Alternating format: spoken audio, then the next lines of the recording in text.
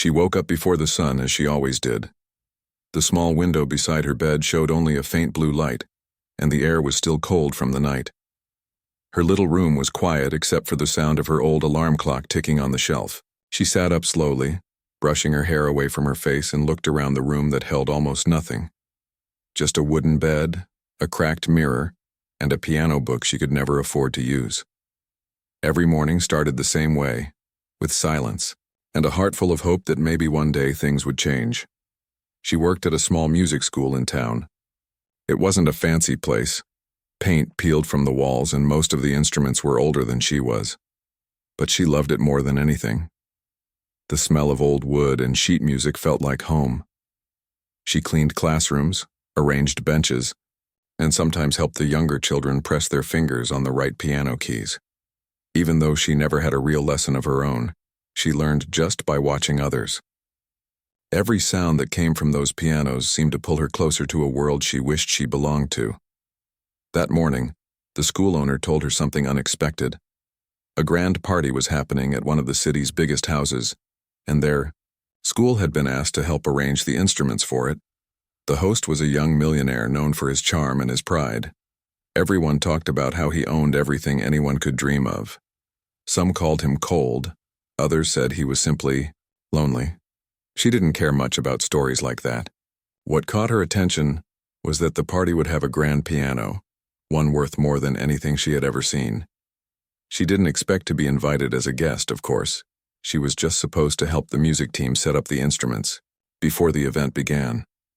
But when the day came and she saw the piano being brought into that enormous hall, she couldn't take her eyes off it. It was beautiful, shining under the golden lights, smooth like glass and perfectly tuned. She felt a strange ache in her heart, like something inside her wanted to reach out, but knew it couldn't. While she was helping to arrange the chairs, a woman dressed in an elegant gown noticed her staring at the piano.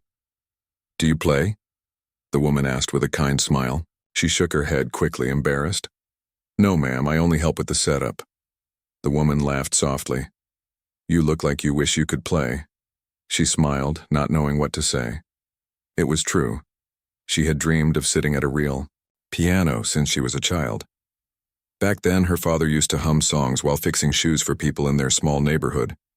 He couldn't afford a piano, but he used to draw piano keys on a wooden plank and teach her how to move her fingers as if she was really playing. He said one day she would play for real. But life had other plans, and after he passed away, she never had a chance to keep that dream alive. When the guests started to arrive, she stood aside quietly, trying not to get in anyone's way. The hall filled with people wearing glittering clothes and holding glasses filled with sparkling drinks. Laughter echoed around the room and soft music played in the background. She felt invisible among them, but she didn't mind. Her eyes were on the piano. Every time someone passed near it, she hoped they would play it, but no one did. It just sat there like a beautiful secret no one dared to touch. Then the young host entered. He was tall, confident, and every step he took drew attention. People whispered as he passed, greeting him with smiles that looked more like admiration than friendship. She watched him from afar, curious.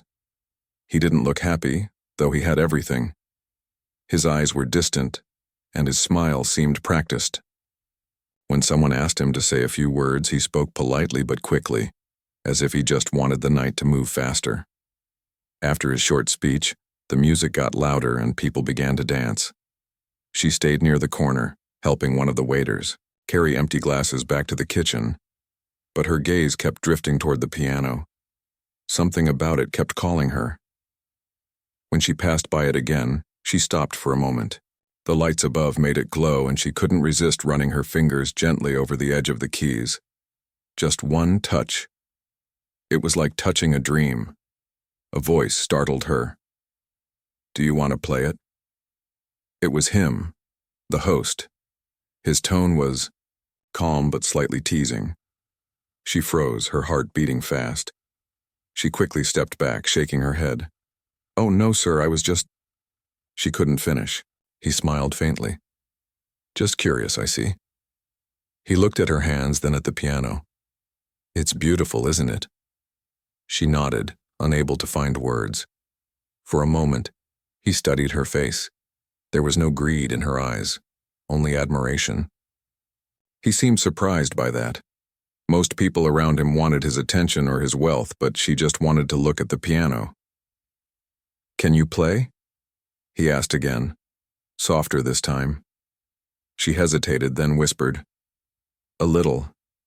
Not really." He tilted his head. "Would you like me to play something for you?"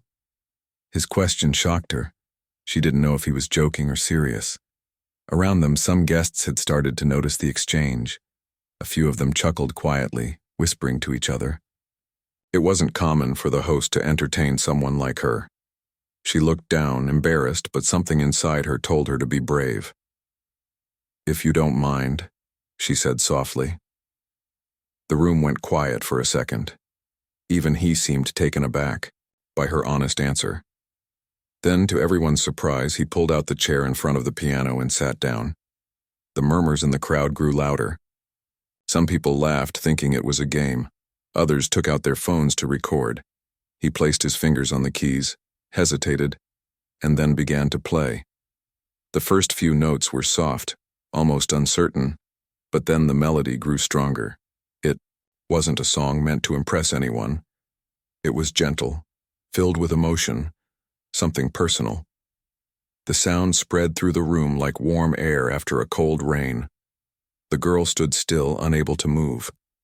The music touched something deep inside her. It reminded her of her father's humming, of the nights when they dreamed of owning a piano. Her eyes filled with tears, not of sadness, but of something she couldn't explain. When the song ended, the room stayed silent for a few seconds before applause filled the air. But she didn't clap. She couldn't. She just looked at him with quiet gratitude. He looked back, noticing her tearful eyes. For a brief moment, they shared something no one else in that room could understand, a silent connection through the music. After that, people crowded around him, praising his talent and calling him charming, but he didn't seem to care about their words. His eyes followed her as she quietly walked away toward the back door. Something in her simplicity, in the way she listened, had touched him more than all the admiration around. Later that night, when most guests were gone, he found himself walking near the empty piano again. The girl was gone, but her presence lingered somehow. He touched the same keys she had once brushed with her fingers and thought about how strange the night had been. For the first time in a long while, he had played not for others, but for himself, and maybe for someone who truly listened. Meanwhile, she walked home under the streetlights, the sound of that melody still echoing in her heart. She couldn't believe what had happened. A man everyone feared or admired had played just because she asked. Not to show off, not to entertain, but because he wanted to. She smiled quietly as she reached her small room. The piano book lay on her table, its pages worn out. But that night she felt like she had finally touched the music her father once promised she would find. The world outside might still see her as poor, but inside she carried something rich, hope, kindness, and a moment that would stay with her forever. She didn't know then that this small act, this single melody, would change more than just her night. It would begin something she could never have imagined, a friendship that would bridge two worlds and heal two hearts that had forgotten what it meant to truly feel alive. As she lay down, she closed her eyes and smiled. Somewhere far away, in a house filled with lights and luxury, a young man sat alone by the piano, his fingers resting on the keys, lost in the same thought, the quiet girl who had asked him to play. Both of them, in their own small ways, carried the same silent tune in their hearts that night.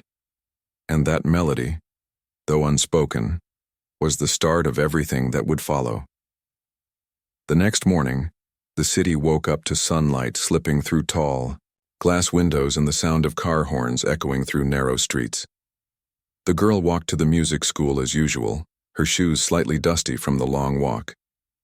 But her heart felt light, and her mind was still replaying the melody she had heard the night before. Every note seemed alive inside her. She smiled without even realizing it. the memory of that unexpected moment still warm in her chest. She didn't tell anyone about what happened. It felt too personal, too magical to explain. Who would believe that a man so wealthy and distant had played a song just because she asked?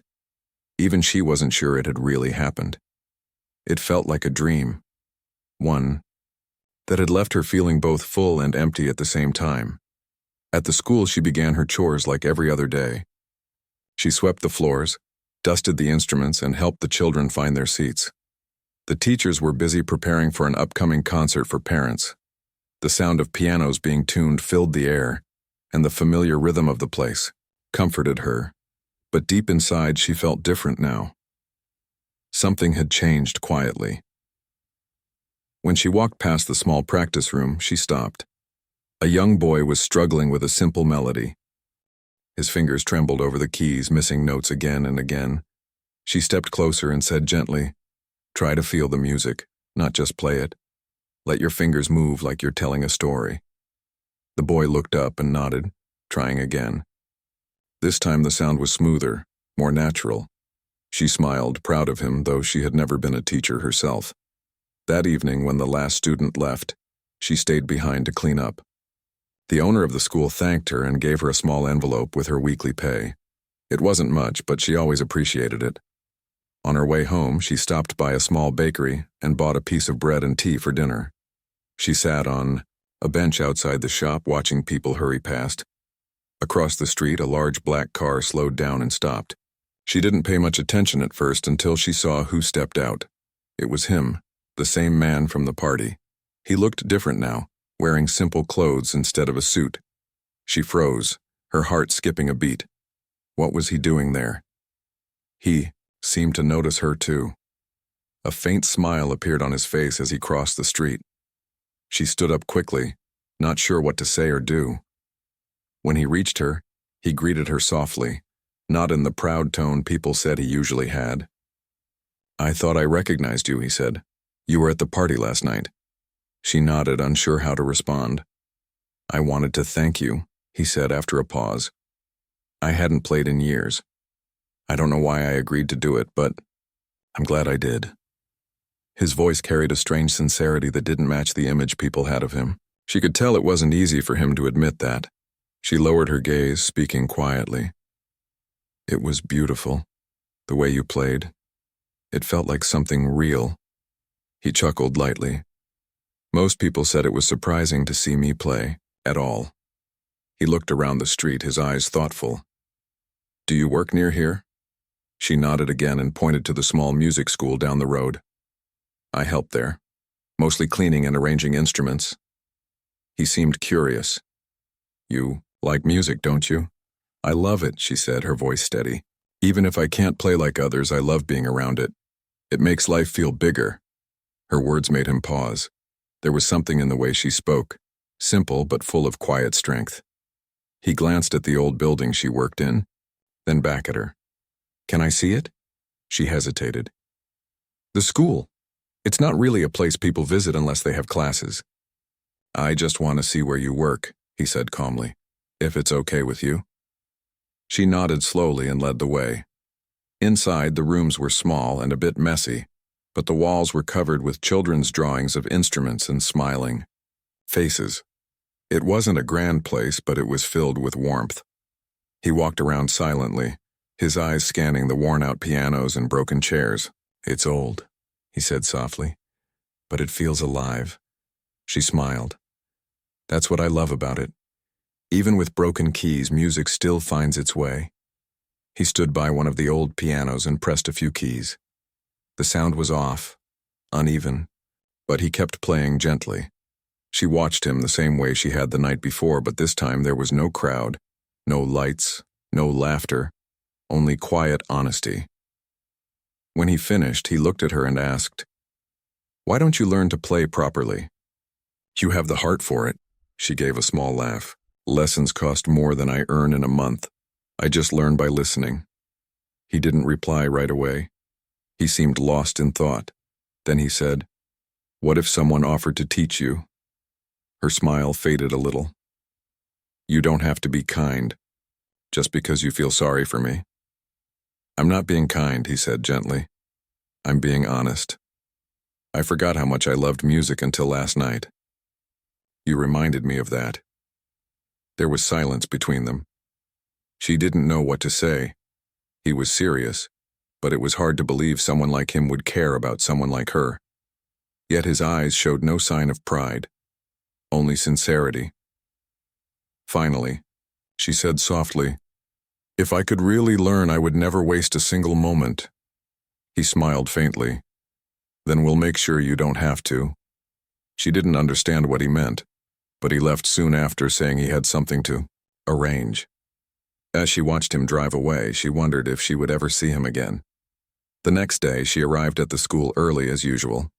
When she opened the door, she froze. In the middle of the room stood a brand new upright piano, shining under the morning light. A small note was placed on the keys. It said only, "For the girl who listens with her heart." Her eyes filled with tears. The teachers and children gathered around, excitedly asking where it came from. The owner said a donation had been made anonymously that morning. She knew immediately who it was. Her hands trembled as she touched the smooth keys, unable to believe it was real. That day, she stayed long after everyone else left. The sound of her first real notes filled the quiet room. She played softly, remembering everything her father had ever told her. Her fingers stumbled, but her heart guided her. Outside the window, the sun dipped below the horizon and the world seemed far away. At the same time, in a tall building across the city, the young millionaire stood by his window looking at the fading sunset. On the table beside him lay an old photograph of a woman sitting at a piano, his mother. She had been the one who taught him to play, the one who filled his childhood with music. When she passed away, he had locked that part of himself away, burying it under work, money, and endless noise. But last night, that simple request from a girl he didn't even know had brought it all back. He smiled quietly to himself, imagining her reaction to the gift. For some reason, he felt lighter than he had in years. It wasn't about charity, it was about connection, about remembering that music didn't belong to the rich or poor. It belonged to anyone who felt it deeply enough. Days turned into weeks. She practiced every evening after work, never missing a day. Her playing slowly improved, and the children at the school began to gather around her to listen. The sound of laughter and music filled the air again. She didn't tell anyone who had given her the piano, not even the school owner. She wanted to keep it as something pure and secret, something between her and him. One afternoon, as she was teaching a small group of children how to press the keys softly, the door opened. She looked up, and there he was again. The children gasped quietly, recognizing him from the news and magazines. But he smiled and said, "Don't stop, keep playing." She continued, though her hands trembled slightly. When the children left, he walked closer and said, "You've been practicing." She nodded, smiling shyly. "I can play a few songs now." He looked around the room. "This place could be so much more," he said thoughtfully. "You have talent. These children do too. They just need a chance." She didn't understand where he was going with that. "What do you mean?" He looked at her and said quietly, "I want to help. Not by giving money to the school, but by building something new. A music center for anyone who can't afford lessons. Somewhere kids like these can learn for free." Her eyes widened. "That's too much. You don't have to." He stopped her with a gentle shake of his head. "I want to. You reminded me that music is meant to be shared, and I think you should be part of it." She was speechless. The same girl who once stood quietly in the corner of a party was now being offered a chance to change lives. Tears filled her eyes again, not out of sadness, but out of disbelief and gratitude. That evening, as he left, he turned and said, "Keep practicing. Next time, you'll play for me." When he was gone, she sat down at the piano once more. The keys felt alive beneath her fingers, and her heart beat faster with each note. She realized then that life could change in the most unexpected ways. One small moment of courage, one simple question had opened a door she never thought existed. Outside, the night grew quiet, but inside the small music school, a melody played, soft, hopeful, and full of dreams. It wasn't perfect, but it was real. And for her, that was enough. The air was calm that morning, filled with the faint sound of children's laughter coming from the nearby playground. She reached the music school early as always, carrying a small bag of bread rolls she planned to share with the younger students later.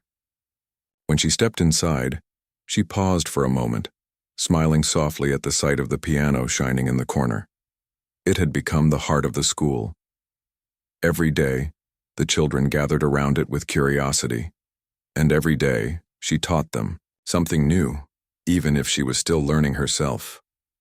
Life had changed, but she remained humble. The man who had once seemed distant now visited the school often, not with pride or show, but with a quiet presence that surprised everyone. Sometimes, he would bring a new chair or fix something small without being asked. Other times, he would just sit in the back of the room listening while she practiced. The children loved him. They didn't care about his wealth or status. They only cared that he smiled at them and clapped after each song. One afternoon, while the children were playing outside, he walked over to the piano. She looked up from the music sheet she was organizing and asked gently, "You want to play again?" He gave a half smile. "Only if you promise not to judge me." She laughed, softly. "I could never do that."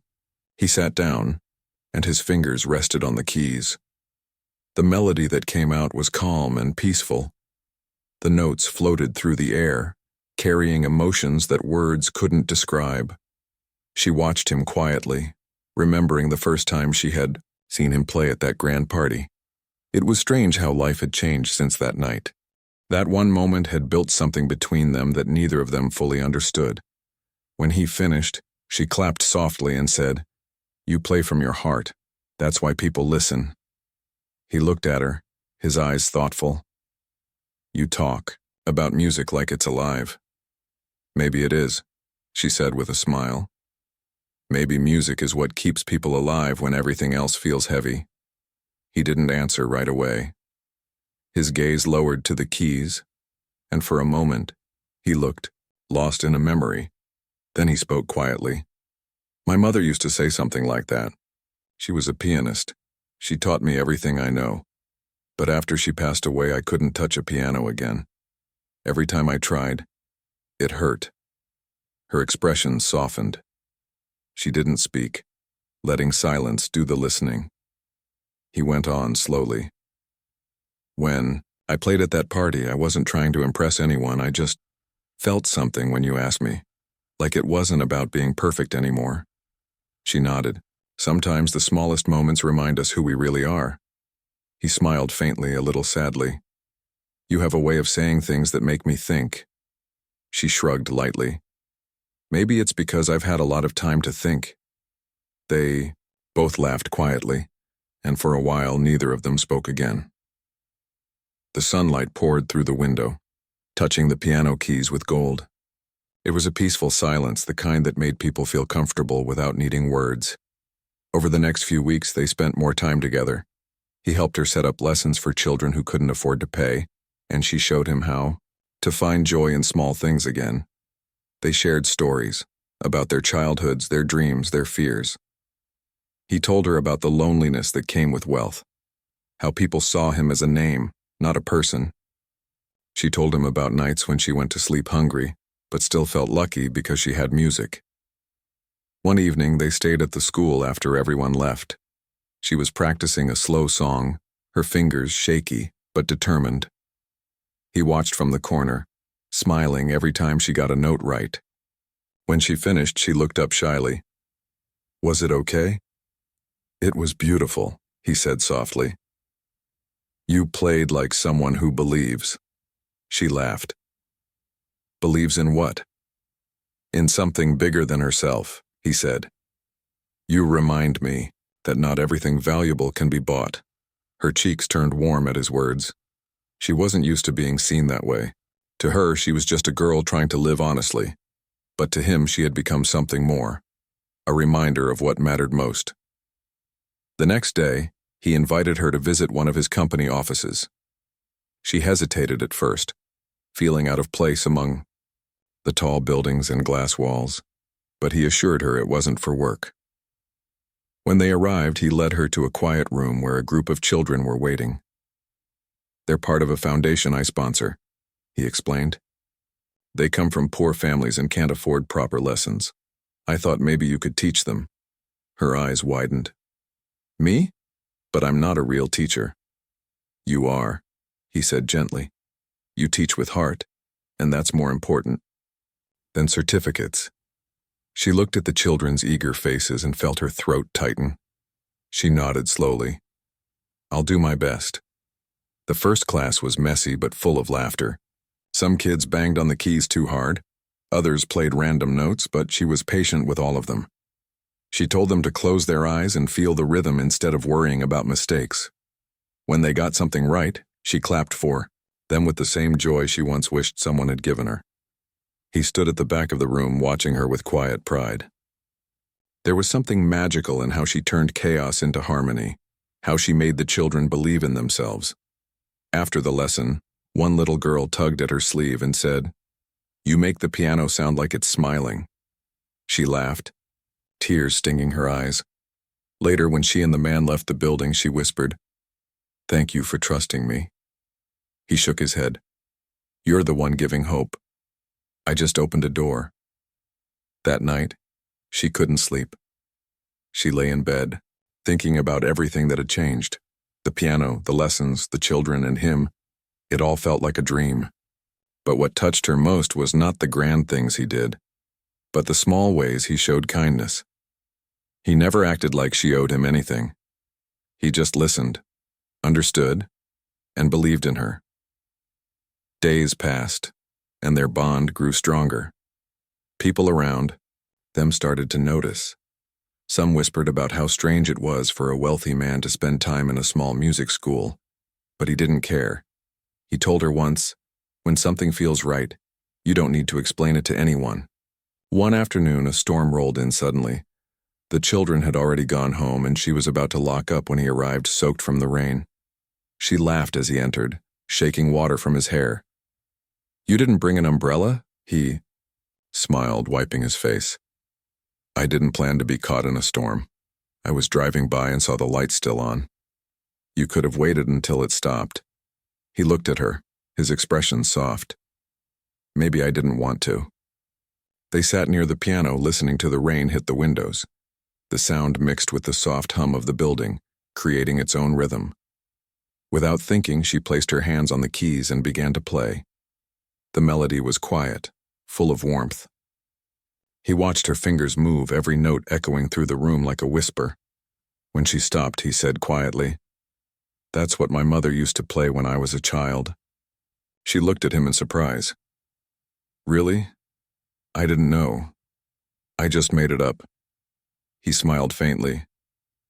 "Maybe she taught you from somewhere above." Her eyes softened. "Maybe music connects hearts that were never meant to meet otherwise." The storm outside began to calm. The rain slowed, leaving only the sound of water dripping from the roof. He stood and said, "When the center is ready, I want you to be the first to teach there." She blinked in surprise. "You mean the community center?" "Yes. The work has already started. I want it to be a place where no one feels they're not good enough to learn." She covered her mouth with her hands, trying not to cry. "I don't know what to say." "Say yes," he replied softly. "That's enough." She nodded, her voice barely a whisper. "Yes." He smiled, the kind of smile that comes from peace rather than pride. As he turned to leave, she said quietly, "Why are you doing all this?" He paused at the door, looked back at her and said, "Because once someone reminded me what it means to feel again." When he left, she sat there in the quiet room, listening to the fading sound of rain. She touched the piano once more, her heart full. Life had a way of surprising her, first with kindness, then with purpose. She realized now that sometimes The most powerful moments start with something as small as a question. That night, as she walked home through puddled streets, she looked up at the sky. The clouds were clearing and a few stars peeked through. She thought about everything that had happened since that first night at the party. She had gone from someone who only watched dreams from afar to someone who was living inside one. But it wasn't wealth or luck that made it happen. It was the courage to ask and the kindness to listen. She didn't know where this path would lead, but for the first time in her life, she wasn't afraid. She had music, purpose, and a friend who saw her not for what she lacked but for who she was. That was more than enough. And somewhere across the city, the young man sat by his piano again. His fingers touched the keys softly, playing the same melody she had just created. It was strange, but somehow he felt connected to her even from afar. Their lives were different, yet bound by one thing: the sound of a piano that had once brought them together in a world that never expected them to meet. The air outside the mansion was cool and quiet compared to the noise inside. The stars hung low, and the faint sound of music still drifted from the open windows.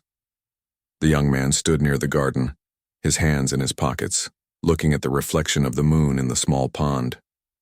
The piano performance he had just given had stirred something deep inside him, something he hadn't felt in years. The melody still echoed in his head, but instead of pride, it filled him with a strange ache. He didn't know why he played that song, or why the poor girl's quiet eyes had made him want to touch the piano again after all that time. It was as if her request had unlocked a door he had sealed long ago. The girl stepped outside too, holding her small purse tightly. She didn't want to disturb him, but when she saw him standing alone, she gathered the courage to speak. She softly said that the music was beautiful. He didn't turn around at first, he only gave a small smile and said that he hadn't played in years. She asked him why, her voice gentle, curious but not pushy. He looked at her then, really looked. In the warm glow of the garden lights, she didn't look like someone trying to impress him. She looked like someone who understood. He told her he had learned to play the piano as a child. His mother was a pianist, known for her grace and passion. She used to tell him that every note carried emotion, and that music could heal what words couldn't. He had believed her then. She would play for him every evening, and he would sit beside her, pressing random keys and laughing at the sound. Those were his happiest memories. But one evening, she went to perform at a concert and never came back. A car accident had taken her life, and with it, his love for music. He said that after her funeral, he couldn't bear to hear the piano anymore. The sound of it made him remember her hands moving across the keys, her voice calling him to listen, her laughter echoing through their home. He sold most of her instruments and kept just one piano, locked in a room he never entered. It became a memory he refused to touch. People knew him as a businessman, a man of wealth and charm, but no one knew how much emptiness sat behind his polished smile. The girl listened quietly. She didn't interrupt, didn't offer pity. When he stopped talking, she told him she understood. She said she didn't lose a mother or a father to an accident, but she lost them to life's hardships. Her parents had been good people, but they struggled to survive. Her father worked multiple jobs, and her mother took care of her younger brother who was often sick. Music was the only escape they had. Her father would hum old songs while fixing things around the house, and sometimes, when the radio played, her mother would dance with her in the kitchen. When things got worse and they had to sell their belongings, the first thing she missed was the small piano her father had bought secondhand. She said she learned music at the community center, sneaking in after school to watch the teacher. She never had lessons, but she listened carefully, copying the movements of his hands until she could play simple tunes. When her father passed away, she stopped playing for a while too. The sound reminded her of him, of nights filled with laughter that no longer existed. But one day she realized that playing didn't bring him back, yet it made her feel close to him again. That's when she promised herself to never let go of music, no matter how hard life became. The young man looked at her silently. Her story felt like a reflection of his own pain, but instead of letting it destroy her, she had carried it with strength. He admired that.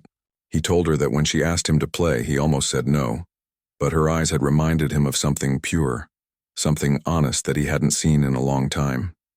He said that as he played, he felt as though his mother was watching, not with sadness but with peace. The melody flowed from his heart like it had been waiting for that moment. She smiled softly and said that music never dies. It just waits for someone to listen again. Her words lingered in the air. For a few moments, neither of them spoke. The night was calm and the scent of flowers filled the space between them. He finally asked her why she was at the party. She told him she wasn't a guest, she worked there. She'd been helping with the setup, serving drinks and tidying up. When she saw the piano, she couldn't resist walking closer. It was the most beautiful one she had ever seen. He looked surprised. He had assumed she was one of the guests, not one of the staff. But somehow that made her request even more genuine. She hadn't cared about who he was or what people thought. She had only cared about the music. He told her that most people talked to him because of his money, but she was different. She looked confused and asked why money mattered so much to people who already had enough. He chuckled, saying that maybe those people had never known what it meant to have nothing. They talked for a long time. The party slowly ended, and the sound of cars leaving echoed down the driveway. Still, they stayed in the garden, two strangers sharing memories that somehow felt connected. She told him that music had taught her to find joy in small moments, even when the world seemed unfair. He said he had spent years trying to fill his life with luxury, but that night he realized how hollow it all felt compared to a few minutes of honest music. Before she left, he asked her where she worked. She told him she taught music part-time, at a small school for children. The instruments were old, the walls were cracked, but the children's laughter made it worth it. She said she believed that even if one child found hope through music, her effort would matter. He nodded slowly, feeling something shift inside him. When she walked away, he stayed in the garden staring at the piano visible through the window. He thought of his mother again and the promise he once made to never stop playing. Maybe it was time to keep that promise again. The next morning he woke earlier than usual. He sat at his piano for the first time in years. His fingers trembled as they touched the keys. The sound was uneven at first, but soon the melody found its rhythm. He closed his eyes and smiled faintly. The pain was still there, but it felt lighter, as if the music was helping him breathe again. He realized that sometimes it takes a stranger to remind you of who you were before the world changed you. He spent the next few days thinking about what she had said. Her courage, her simplicity, her passion, all of it stayed in his mind. He wanted to see that small music school for himself. A week later, he found it. The building was small, the walls were faded, and the sound of children laughing spilled through the open door. Inside, she was helping a little boy place his fingers correctly on a broken keyboard. Her eyes were full of patience, her smile soft and kind. He stood there quietly watching. For a moment, he didn't feel like a millionaire or a guest. He just felt like a person rediscovering something he had lost. When she noticed him, she looked surprised but happy. He told her he had come to listen. She nodded and asked one of the children to play. The notes were clumsy, the rhythm off, but the joy in their faces was real. He found himself smiling again. After class, he told her he wanted to help. She shook her head and said they managed fine. He said it wasn't charity. It was a way of saying thank you for reminding him that music still mattered. She hesitated, then agreed only if he promised to come sometimes and play for the children. He laughed and said he would try. That evening, as he drove back home, he thought about how unexpected life could be. A simple request at a party had led him back to something he thought was lost forever. The piano no longer felt like a reminder of grief, but a bridge between the past and the present. He couldn't explain why, but he felt lighter, freer. He realized that maybe true richness wasn't about how much one owned, but how deeply one felt. And sometimes it took a poor girl with a kind heart to teach that lesson. The girl, on her way home, thought about him too. She didn't see him as a millionaire or someone distant. She saw him as a man who had carried too much sorrow for too long and finally let it go through the sound of a piano. She smiled, feeling grateful that she had asked that simple question that night. It wasn't just his life that had changed. Hers had too. She now believed even more strongly that music had the power to heal not just those who played it, but those who listened with their hearts open. The moon shone bright over the city, and though they were miles apart, both of them went to sleep with the same quiet thought, that sometimes life brings two very different souls together for one reason: to help each other remember the beauty that still exists in the world. Days passed quietly after that evening, but the young man could not stop thinking about the girl and her small music school. The memory of those children playing on broken instruments stayed in his mind. He had built companies, opened offices, and signed countless deals, but nothing had ever touched his heart the way that small classroom did. There was something pure in the way those children laughed, the way the girl guided them with patience and warmth even when the notes were off. It reminded him of a time when life was simple and real. One morning he found himself driving back to that same street. The school looked the same, small and worn, but full of life.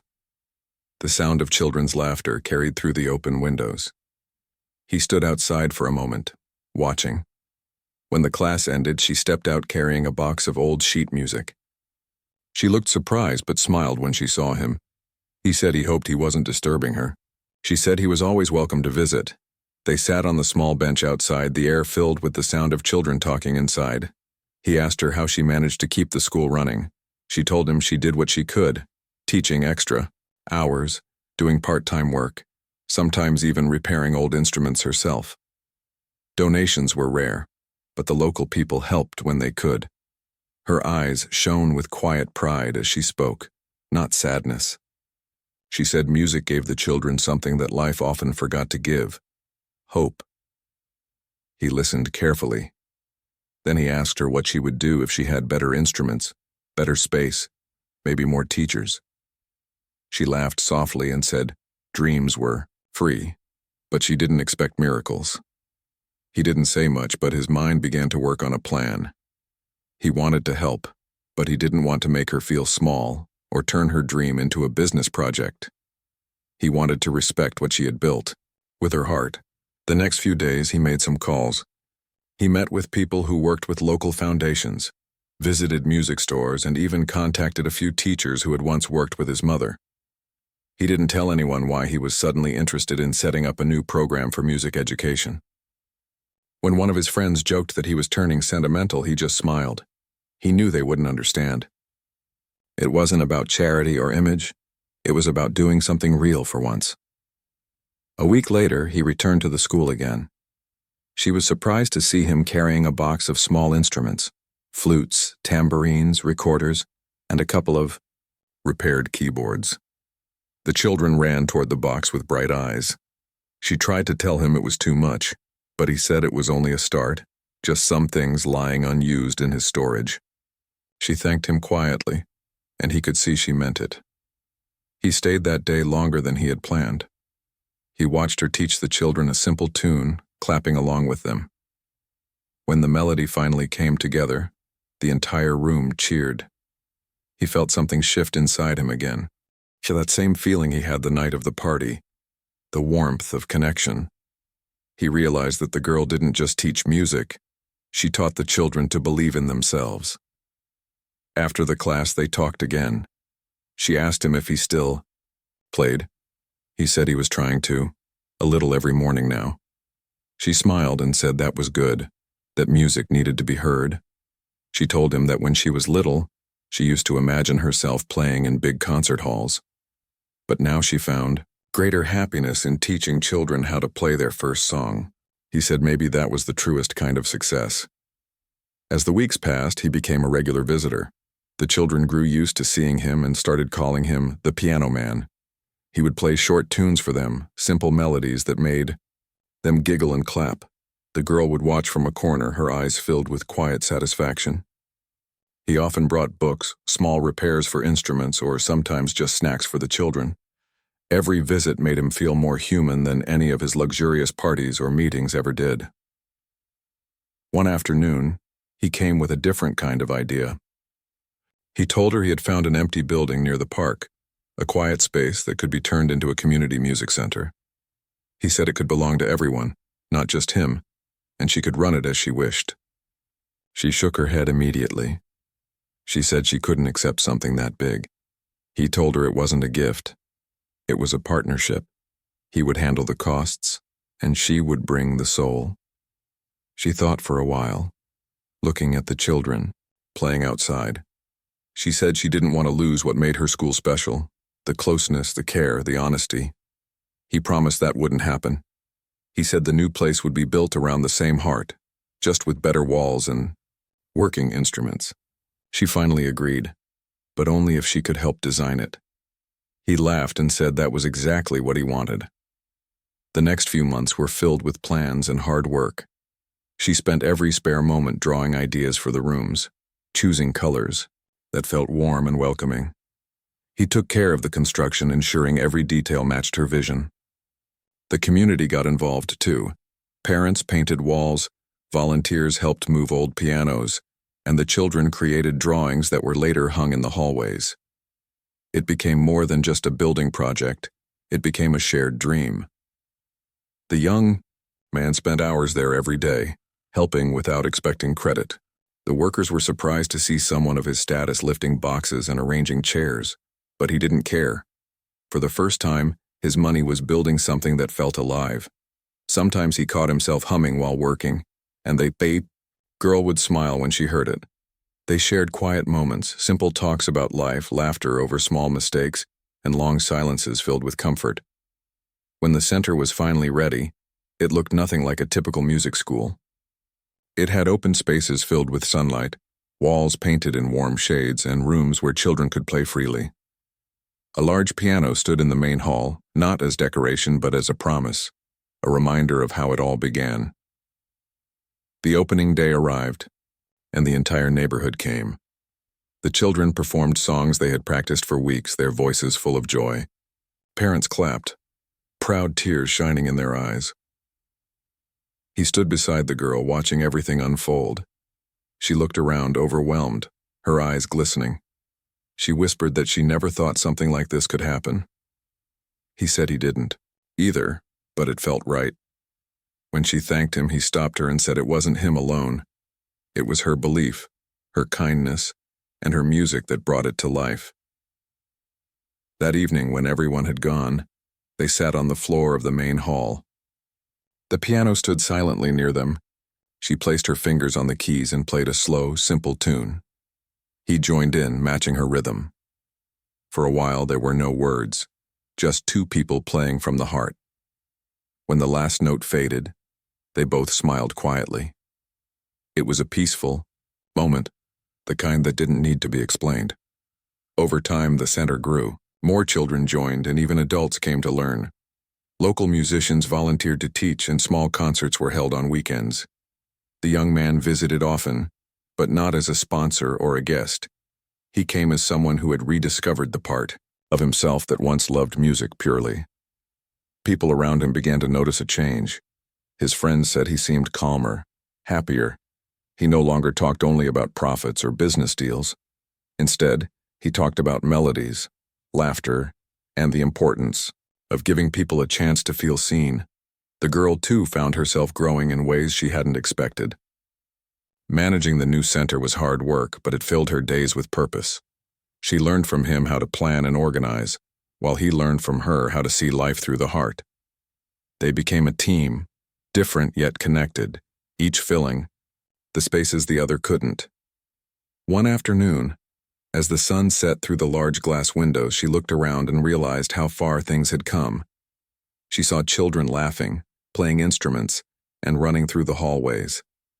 She thought about the night she had asked a stranger to play the piano at a party, how a single question had changed so much. She looked at him, busy helping a small boy tune a guitar, and smiled to herself. He caught her looking and asked what she was thinking. She said she was just grateful. He smiled and said, "So am I." There was a silence that followed, not empty but full of understanding. They didn't need to say much anymore. The music had already said everything. That night, after everyone had gone, they sat in the empty hall again. The lights were dim and the piano stood waiting. She asked him to play. He did, slowly, with feeling. She closed her eyes, listening. It wasn't perfect, but it was honest. When he finished, she said softly that his mother would be proud. He looked at her, his eyes reflecting the light, and said maybe his mother had sent her to remind him why he ever played in the first place. The moonlight spilled through the windows, touching the keys of the piano. For the first time in a long while, both of them felt at peace. Their lives had come together through music, but what truly bound them was understanding. Two souls who had carried pain and found healing not in wealth or fame, but in kindness and melody. The center became more than just a place for music. It became a symbol of how unexpected moments could change lives forever. People came there not just to learn notes, but to find connection. And every time someone new sat at the piano, the young man remembered that night at the party, the shy voice that asked him to play, the request that brought back not only music, but also his heart. The evening sky was painted with shades of orange, and pink and soft light spilled into the music center's main hall. The sound of children practicing small melodies filled the air, uneven yet full of life. The young man stood by the window, watching as the sun slowly dipped behind the buildings. It had been months since the new music center opened, and every corner of it now breathed warmth and purpose. The once empty rooms were alive with laughter, and the walls carried stories in every note played. It was more than he ever dreamed it would be. He watched as the girl walked through the hall, guiding a small group of children. She had the same calm smile she always wore, patient and kind. Her voice was soft but steady, and every child listened, as if her words carried magic. She clapped her hands to keep rhythm, and the children followed with bright eyes and happy faces. Watching her always made him feel something he couldn't describe, a mixture of peace and admiration. She had built something beautiful, not just with effort but with heart. He remembered the first time he saw her at that party, the shy, simple girl who had asked him to play the piano. If someone had told him that night that she would change the direction of his life, he would have laughed. But now, he couldn't imagine his world without the change she brought. After the lesson ended, she joined him near the window. They both looked at the sunset in silence for a moment. Then she said softly that the children were improving fast, that soon they could play a proper concert. He smiled and said he had no doubt.